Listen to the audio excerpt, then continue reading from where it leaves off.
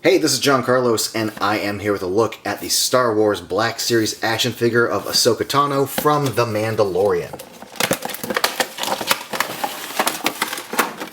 This is the third Ahsoka figure that Hasbro has made in the Black Series after the first one from Rebels and the second one from the final season of the Clone Wars. And I'm glad they keep revisiting her. She has so many different looks, and a live-action Rosario version is definitely one worth checking out. Let's take a closer look at her head, which I think, for a Hasbro figure, at this price scale, has a pretty decent resemblance towards Rosario Ahsoka. I definitely see it in there. Also, the paint on the face is pretty good. Eyes, the little white lines, the lips, I like it. The little lines on her leku look good, although I will say it looks like this one kind of bends over to the side a bit. I don't know if they're supposed to be even or mine's just warped. But there you go. Some nice details in the sculpt, like the wraps around her arms. Those are some nicely detailed little black wraps. The texture of her outfit, the different textures, the wrinkling of her hammer pants, the design of her little ninja shoes. It all looks really cool. I especially like the ties in the back, the way they hang down. That's nice. This has some unique articulation. For one thing, they've put a knee joint into these hammer pants. And it definitely breaks the flow of them, but I'm glad they included the knee joint, because, you know, you'd want to have a knee joint if you could, despite big hammer pants in the front. You get the knee swivel also, so that's cool. The other thing that's neat is there is like a thigh cut, but when you look at it from the front, you don't see one. That's because the cut goes right up there and then up to the front.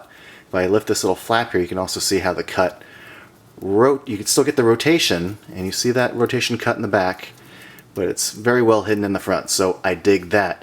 Also, we have the more later in the series, we've had these before with other waves, double neck joint, one in the head and one at the base of the neck. We don't get the weird double shoulder hinge, which I think is a good call because it would really break up the sculpt.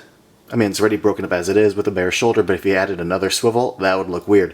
She comes with a pair of accessories, as expected, her lightsabers. And like other lightsabers, you can pull the blade from the hilt, and the hilts have little loops on them that fit onto these little plugs on her costume right there. Here's a closer look at the hilts when they are plugged onto the figure.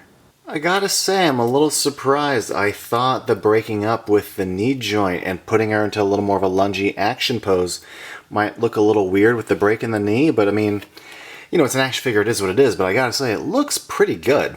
All in all, I'm really happy with how this figure turned out, especially because there's a lot of nice details in just the basics of like her arm wraps, of her gauntlets, some nice texturing in the outfit, the little silver paint on stuff on her belt looks good.